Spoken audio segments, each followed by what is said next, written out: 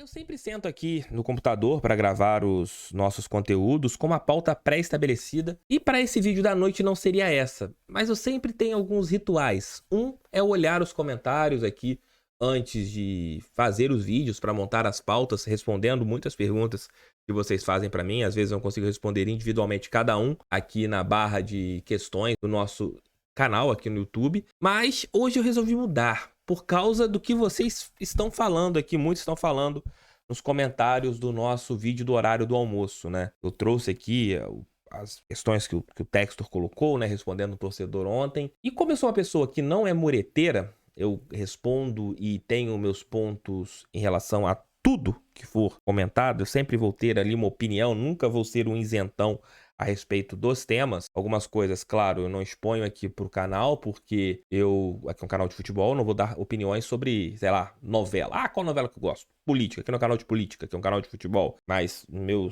meu vínculo particular, eu dou minha opinião sobre tudo. Eu nunca nunca pipoco quando converso com meus amigos. Mas aqui, como vocês são meus amigos em relação ao Botafogo, eu quero conversar sobre esse início da SAF, porque eu tenho lido algumas coisas e olha, eu acho que a gente tem que raciocinar. Por isso acho que é a hora de um papo reto entre botafoguense para botafoguenses. Coloco aqui agora a nossa vinheta, mas antes você vai deixar seu like, vai se inscrever no canal e vai compartilhar esse vídeo em seus grupos no WhatsApp. Aquele papo reto aqui com vocês no nosso Noite Alvinegra.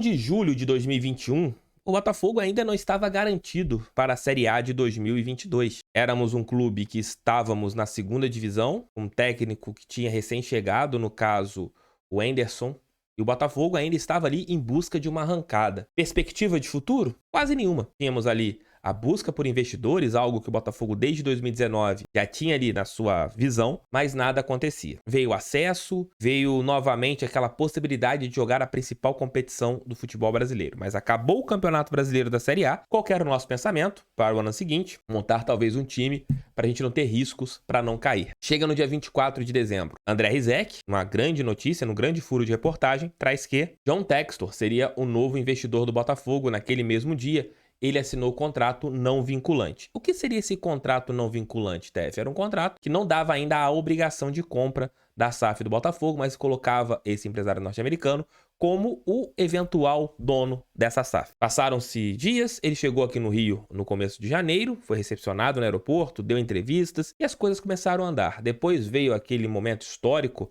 na sede de General Severiano, com a votação do Conselho Deliberativo, e as coisas começaram a caminhar. Veio assinatura definitiva ali em março, jogadores começaram a ser contratados, o técnico Anderson Moreira foi demitido, isso houve ali uma rejeição de parte da torcida, houve ali alguns que entenderam, ali foi o primeiro ponto de discordância das ações do empresário em relação ao Botafogo. Mas aí acontece o quê? Chega o Luiz Castro, o técnico, ele desembarca aqui no Rio no dia da semifinal do Campeonato Carioca contra o Fluminense, vai até no Maracanã, e nos dias seguintes ele começa o trabalho visando o Campeonato Brasileiro. 2 semanas de trabalho. O Botafogo contratou algumas peças ali para o início da competição e começou a trabalhar visando o Campeonato Nacional. Foram dias e momentos ali de um Botafogo no início de um trabalho, no início de um projeto, no início de um planejamento. Veio a derrota para o Corinthians aqui no estádio Newton Santos, na estreia do Campeonato Brasileiro, em que o torcedor aplaudiu, sabia que era o início de um trabalho. Nesses momentos seguintes,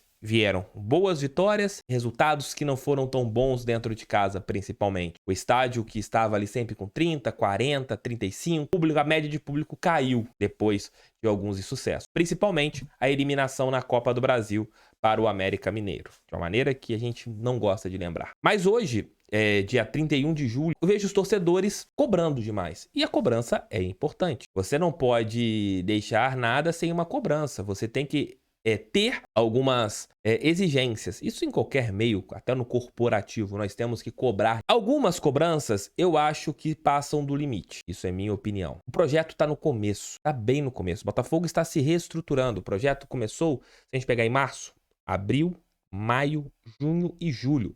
O Botafogo tem 4 meses que assinou a SAF. Diferentemente da outra equipe aqui do futebol brasileiro que já assinou a SAF, que é no caso o Cruzeiro, que faz uma boa Série B, jogar a Série B para o início de um projeto é muito mais fácil porque a exigência que o Cruzeiro tem é voltar à primeira divisão. O Botafogo, ele desde o primeiro momento que o John Textor concedeu a sua primeira entrevista, falou que o Botafogo nesse ano de 2022 tinha que ficar na Série A.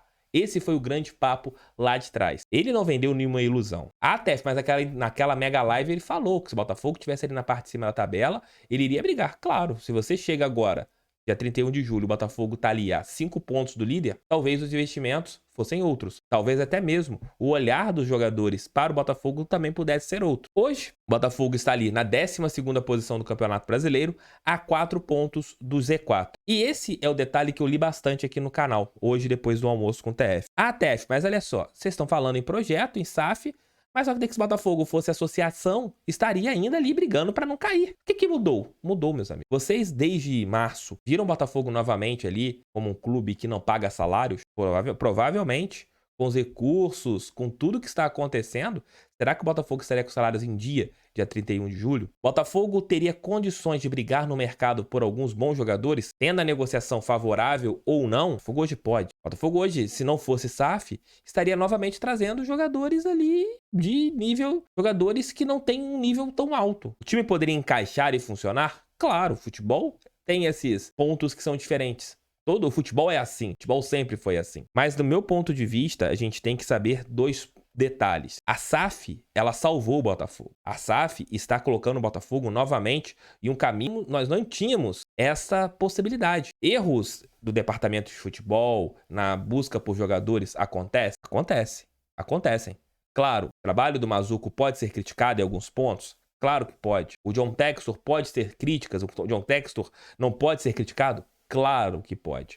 Mas eu acho que a gente não pode colocar o Botafogo como se não tivesse SAF, poderia estar vivo, estar brigando. Não. A SAF, ela colocou o Botafogo com condições. E o nosso projeto não é um projeto para esse ano de 2022. O imediatismo que nós temos não é por causa da SAF. Nós trazemos tudo o que aconteceu no Botafogo nos últimos 30 anos, 40 anos, em relação a péssimas administrações, jogadores alguns que não respeitavam a nossa camisa, agora, nesse nosso anseio de mudanças. Que o Botafogo vai estar mais forte daqui a um ano, daqui a 2, com certeza estará. O Botafogo estará muito mais forte em breve. Mas é difícil nós, torcedores, entendermos isso. O que importa para o torcedor é a bola na rede. Volto a um ano. Há um ano, você estava criticando o Durcésio. Há um ano, você estava xingando o Durcésio, chamando ele de péssimo presidente.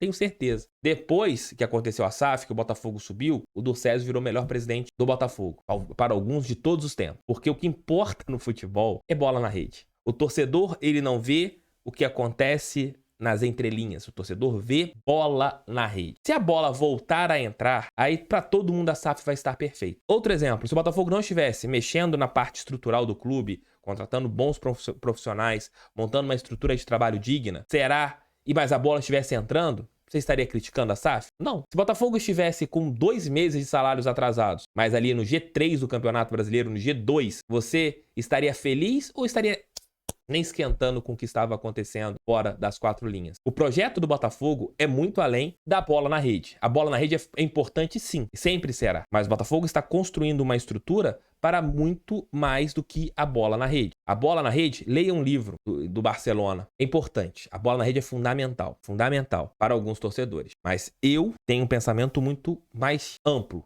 Eu vejo que o Botafogo está se reconstruindo, está se reestruturando. Ainda não temos um CT, ainda temos um estádio que estava largado e tem que melhorar muito em relação à parte estrutural. Nós temos ainda um time que está sendo montado e a gente tem que analisar o momento ao momento. Mas pedir a volta da associação, falar que a SAF não prestou para nada, aí a gente pensar muito micro, não no macro. Então, assim, a SAF veio para salvar o Botafogo, tem alguns erros sim em relação ao trabalho dentro de campo, a gente vai avaliar isso, a gente sempre avalia isso aqui no canal. O trabalho do Luiz Castro não é um trabalho ainda com resultados, poderia ter resultados muito melhores. As contratações do Botafogo estão lentas, poderíamos ter mais jogadores já dentro do elenco. Esse caso é a parte. Estou falando da estrutura, do que aconteceu com o Botafogo nos últimos 4 meses. A gente poder, sim, sonhar em um 2023 melhor do que um 2022. Mas não apenas sonhar, sabermos que 2023 será melhor do que o 2022.